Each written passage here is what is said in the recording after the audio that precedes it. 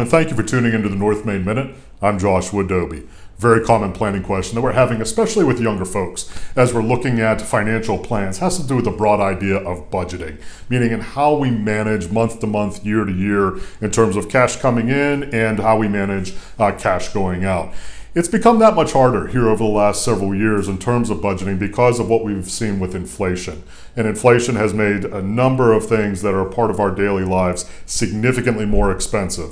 I'm looking at things like rents and mortgages and auto loans. And also now, and we're seeing this on a macro level, we're seeing the consumers, and especially younger folks, who are carrying much larger balances on their credit cards. We now have had federal student loan payments come back online, so that's impacting budgets as well. And we're also seeing things like, of course, increased expenses for daily sorts of things, grocery store, gas station, etc. So it's putting some strain when we look at it on a macro level from a budgeting standpoint. And so we need to be that much more prudent. So what are some things to keep in mind when it comes to budgeting? Well, there are a whole plethora of things. I'm just going to touch on a couple of them here. One of the big things that you want to be mindful of is how much interest you're paying on carrying debt, meaning that even with higher interest rates right now, you're paying a much different interest rate on your mortgage or on your car loan than you are on your credit card.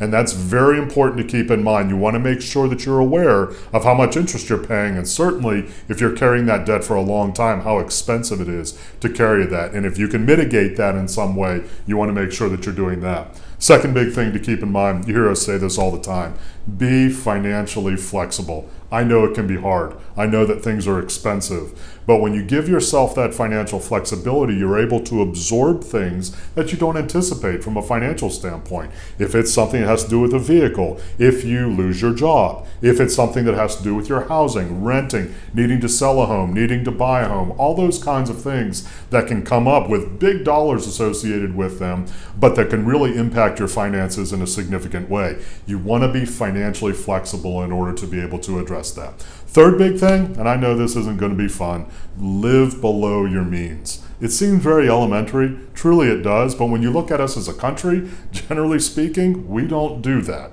So when you're doing your budgeting kinds of things, be modest in your expectations. I know, especially if you're younger, it can be very tempting to do all kinds of things from a financial standpoint. But if you make good beginnings in the early parts of your career, a whole lot of possibilities that you may not even understand can be yours at some point in the future. And that's very, very important to stay disciplined in that planning and budgeting process to allow yourself that future flexibility. If you'd like to reach out to us at North Main Financial Group, perhaps take a look at a financial plan for the first time. What does it mean to be budgeting appropriately, even in retirement? What does budgeting look like whenever we're looking at how a portfolio and our other sources of income impact how we're able to spend at that time in life? We'd love to hear from you. NorthMainFinancial.com.